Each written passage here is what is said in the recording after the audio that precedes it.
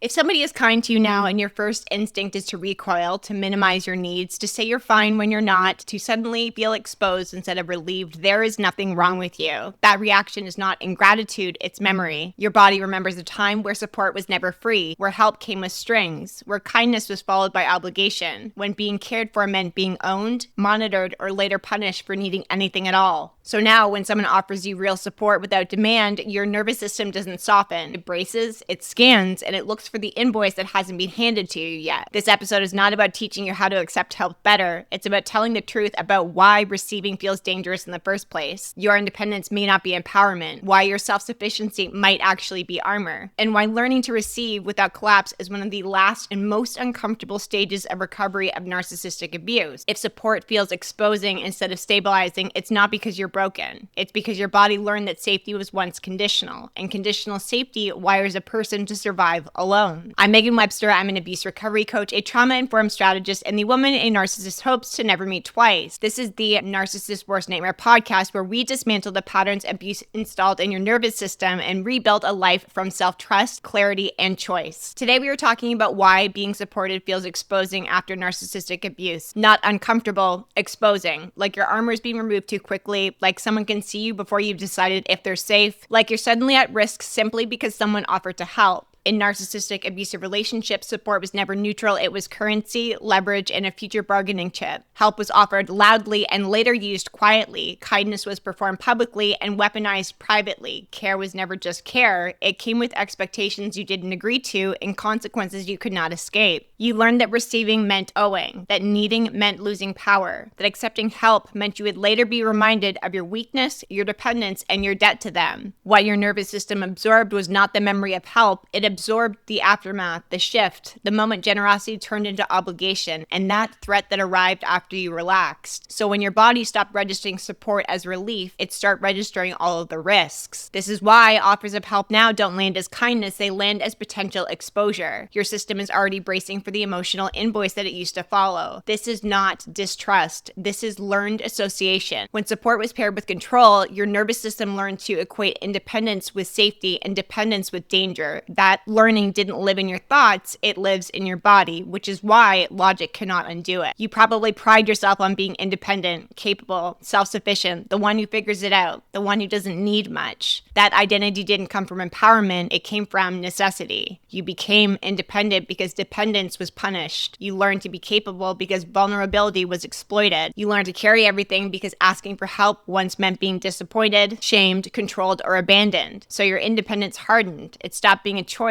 and it became a requirement. What looks like strength on the outside often feels like isolation on the inside. You do not rest into support, you tolerate it. You didn't receive help, you managed it. Your nervous system learned that the safest position was the one where you need nobody. The lesson worked in danger. It becomes limiting to you in safety. Independence is a trauma adaptation that keeps you alive, but it also will keep you alone. And your body knows the difference even when the mind calls it empowerment. So when someone offers support without expectation, without advice, without control, without needing anything back from you, your nervous system is going to spike. Your chest is going to tighten, your stomach's going to drop. You feel seen in a way that is too intimate too fast. You want to explain yourself, justify why you don't need help. You want to shrink in the moment so it doesn't cost you later. That is a protective reflex. In abusive relationships, being witnessed was never passive, it was evaluative. Someone was always tracking you, studying you, waiting for you to misstep. So now, being seen without demand feels destabilizing instead of safe. Your nervous system doesn't know what to do with the attention that doesn't require performance. This is why you feel calmer handling things alone than being supported in front of somebody else. Alone, there is no audience, no risk of being judged, no chance of your vulnerability being used later. Being witnessed without demand asks your body to relinquish control before it trusts the environment. That is a big ask after narcissistic abuse. Kindness without an agenda can feel disorienting when you've lived inside manipulation. Your body asks questions your mind doesn't want to ask. What do they want? What do I need to do in exchange? When will the other shoe drop? How will this be used against me later? This suspicion is not negativity, it's memory. Your nervous system learned that kindness was often the prelude, not the promise. It learned to scan beneath the generosity for threat, and that vigilance once kept you safe. The problem is not the instinct. The problem is when the instinct is never updated. If every kind gesture is treated as a trap, you remain emotionally armored in environments that no longer require it, and your body stays locked in anticipation. Learning to receive kindness requires new data, not reassurance, not positive thinking. Repetition of clean experiences that support arrives and does not turn on you. That is how suspicion softens, not through trust declarations, but through actual evidence. I want to share a personal story with you. I just hit 5 years of sobriety in the fall. While I'm no longer in AA, I wanted to take you back to when I first walked in the rooms. I did not trust that program, and the program itself became the principles of my life, but it's not what saved my life. The community did. I didn't know how to be supported. I didn't know how to sit in a room of people who saw me clearly and didn't actually want anything from me. No control, no leverage, no performance. People consistently showed up. They listened, they remembered my name, they checked in on me without hovering, they didn't fix me, they didn't own me, they didn't keep score, and they didn't judge me for my past or the mistakes that I made. To say that I was distrusting is light. My nervous system did not relax, it panicked. I wanted to disappear, I wanted to minimize, I wanted to prove I was fine, I plastered a smile on my face, and I wanted to leave before I owed something that I couldn't repay. But I stayed, and not because it felt good, because something in me knew that that discomfort wasn't danger, it was very unfamiliar safety. That community taught my body something my intellect already knew, but it couldn't enforce. The support does not have to cost you yourself. That experience saved my life, not because I was fixed, but because I was no longer alone. I say this a lot on my social media, but strangers saved my life. They showed me what it was like to live freely by example, by telling their stories and the steps that they took, the mistakes that they made, and the things that they overcame. It gave me a lot of hope, and they loved me and they supported me before I could love and support myself.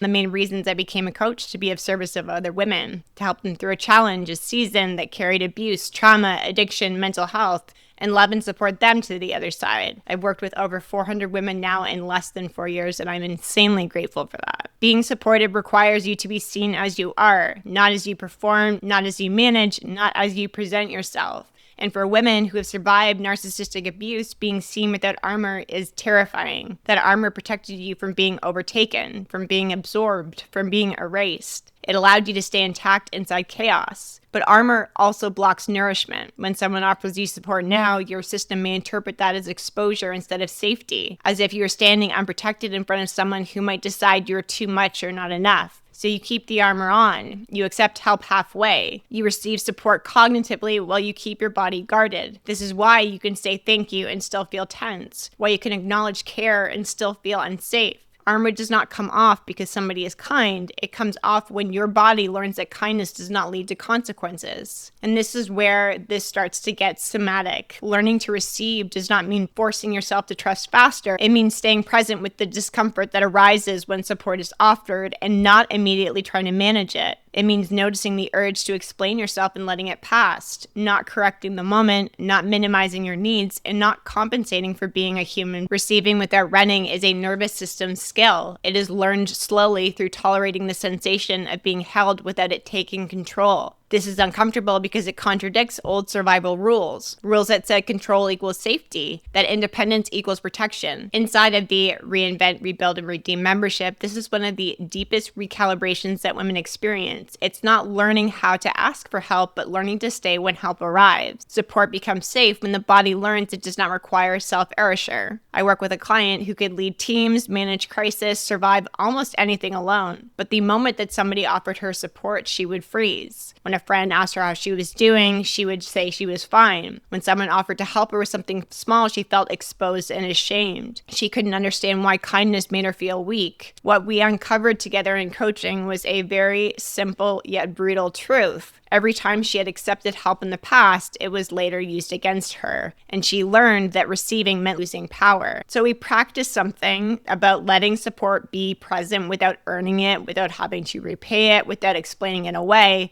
And at first, her nervous system was reacting like she was in danger. Over time, it learned a new pattern that support can exist without debt and care can be mutual. That shift changed how she related to anyone, including herself. Real support is not rescuing, fixing, or owning. It is mutual presence without obligation. It's care that does not create debt. It's support that doesn't actually require loyalty, performance, or repayment. Transactional support keeps score. Mutual support builds capacity. When you redefine support this way, your nervous system begins to relax. Not because people are perfect, but because the rules have changed. You no longer have to earn care. You no longer have to repay kindness. You're allowed to receive without collapsing or disappearing. This is not about becoming dependent. It's about becoming relational. If support still makes you flinch, it does not mean you are ungrateful or broken. It means your body remembers the time when care was not safe. So this is not failing at healing. You are standing at the edge of the last threshold, learning to receive without armor, how to trust without disappearing, that you no longer have to survive alone. If this episode cracked something open in you, good. That means your nervous system is starting to recognize itself in what I shared today. Please share this episode with another woman who thinks her independence is strength but feels exhausted carrying everything alone.